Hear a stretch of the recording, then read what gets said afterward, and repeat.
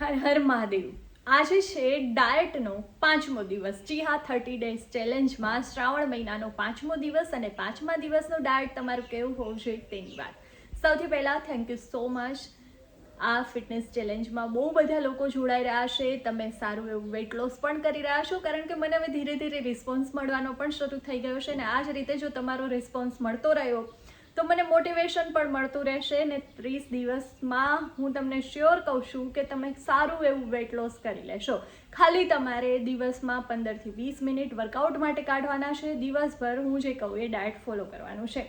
પાણી પીતું રહેવાનું છે. 7 થી 8 કલાકની ઊંઘ લેવાની છે ને એકદમ ઇઝી. ચાલો તો 5મા દિવસનું ડાયટ શું હોવું જોઈએ તેની વાત કરી લઈએ. શરૂઆત કરવાની છે તમારી વરિયાળી ટીથી.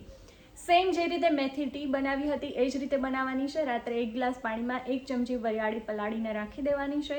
સવારમાં ઉઠીને તેને 2 થી 3 મિનિટ બોઇલ કરી લેવાની છે અને પછી સિપ સિપ કરીને પાણી પી જવાનું છે. બ્રેકફાસ્ટની અંદર આજે તમને હું 2 ઓપ્શન આપું છું. પહેલું છે મિક્સ ફ્રૂટ્સ, જેની અંદર તમે સીડ્સ, નટ્સ નાખીને ખાઈ શકો છો. અને બીજો ઓપ્શન છે ફરાળી ચીલા. જી હા, ચટપટું ખાવું જેમને ગમે છે એમના માટે આ ઓપ્શન છે. ફરાળી ચીલા તમારે રાજગરાના લોટમાંથી બનાવવાના છે. રાજગરાના લોટની અંદર તમે મીઠું, મરચું નાખી શકો છો. તમને ગ્રીન ચીલી ભાવતું હોય તો એ પણ નાખી શકો છો. કેપ્સિકમ નાખી શકો છો. ગાજરને છીણીને નાખી શકો છો. બીટને છીણીને નાખી શકો છો. એટલે તમે આની અંદર ઘણા બધા વેરિએશન આપી શકો છો, જે પણ તમને ટેસ્ટ ભાવતો હોય એ રીતે. લોટ્સ ઓફ કોથમીરને ઝીણી સમારીને નાખી દેશો તો પણ એકદમ ટેસ્ટી થશે. ત્યાર પછી આપણે જે રીતે બાકીના ચીલા બનાવીએ છીએ એ જ રીતે પેન ઉપર સાવ ગ્રીસ કરી લેવાનું છે. ઓઇલ, બહુ બધું ઓઇલ નથી નાખવાનું, નહીંતર વજન નહીં ઘટે. અને 2 ચીલા બનાવી લેવાના છે. તેને દહીં અથવા તો તમે કોથમીર મરચાંની ચટણી સાથે ખાઈ શકો છો. જે પણ તમને પસંદ હોય, અથવા બંને લેવું હોય તો કોઈ વાંધો નથી. આ થઈ ગયું તમારું બ્રેકફાસ્ટ. હવે મિડ મોર્નિંગમાં તમારે લેવાની છે 1 ગ્લાસ છાશ, ફુદીનો અને તેની અંદર કોથમીર નાખી, પિંક સોલ્ટ નાખીને તમે ગ્રાઇન્ડ કરી લો. મસ્ત મસાલા છાશ તૈયાર થઈ જશે, એ પીવાની છે. હવે આવે છે લંચનો સમય. લંચમાં આજે આપણે થોડું અલગ કરીશું, થોડું હળવું કરીશું, કારણ કે ઓલરેડી બ્રેકફાસ્ટ છે એ હેવી થઈ ગયો છે. લંચમાં તમારે શું કરવાનું છે? જે લોકો એકટાણું કરે છે એમણે આજે લેવાની છે 1 રોટી, સબ્જી, દાલ, દહીં. જી હા, આજે એક જ રોટી લેવાની છે. અને જે લોકો ઉપવાસ કરે છે એમણે રાજગરાની 1 રોટી બનાવી લેવાની છે. એની સાથે જે પણ ફરાળી સબ્જી તમને પસંદ હોય, બટેટા સિવાયનું. બટેટા 30 દિવસ દરમિયાન લેવાના નથી.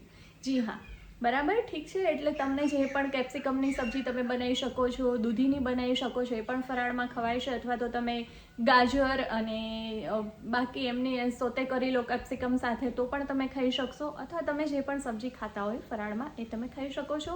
સાથે રાજગરાની 1 રોટી બનાવી લેવાની છે. એટલે હાઈ પ્રોટીન લંચ તમારું થઈ ગયું. ઇવનિંગમાં આપણે ગઈકાલે જે રીતે લીધું હતું એ જ રીતે મખાના અને સિંગદાણાને ડ્રાય રોસ્ટ કરીને એનું નમકીન લઈશું.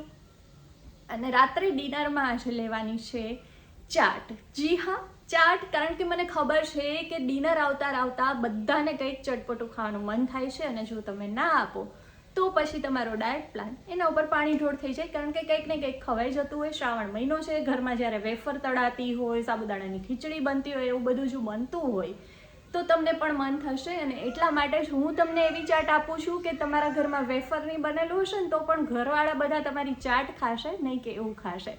ઠીક છે. એના માટે શું કરવાનું છે? આ સકરિયાની ચાટ છે, એકદમ ટેસ્ટી લાગશે. સ્વીટ પોટેટો ચાટ એકવાર ખાઈ લીધી તો તમે દરરોજ આ બનાવીને ખાશો, એની શ્યોરિટી હું આપું છું.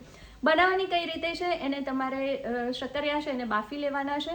ત્યાર પછી છાલ કાઢી લેવાની છે. અને તમને જે પણ શેપ પસંદ હોય એ શેપમાં તમારે ડીશમાં પાથરી લેવાનું છે.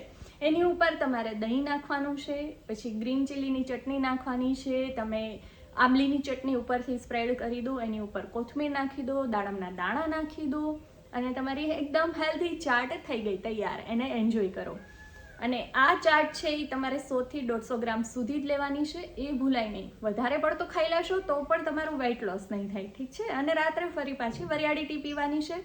5 દિવસ જેવી રીતે પૂરા થયા એવી રીતે 30 દિવસ ક્યાં પતી જશે ખબર પણ નહીં પડે. અને વર્કઆઉટ તમારે ચોક્કસથી કરવાનું છે. એના માટે તમે ઇન્સ્ટાગ્રામ પર સીમાજાની 1985 પેજ પર જાઓ, ફોલો કરો.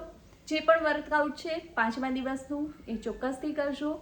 અને હા, વર્કઆઉટ માટે એવું નથી કે કયો સમય ઘણાએ મને ડીએમ કર્યું હતું તમે જે પણ સમય અનુકૂળ હોય ત્યારે કરી શકો છો. સવારમાં કરો તો વેલ એન્ડ ગુડ છે. જો નથી થતું તો સ્કીપ કરવાને બદલે કોઈ પણ સમયે, પણ એટલું ધ્યાન રાખજો કે જમ્યાના 2 થી 3 કલાક પછી કરવું, એટલે તમારું પેટ છે એ ખાલી હોવું જોઈએ.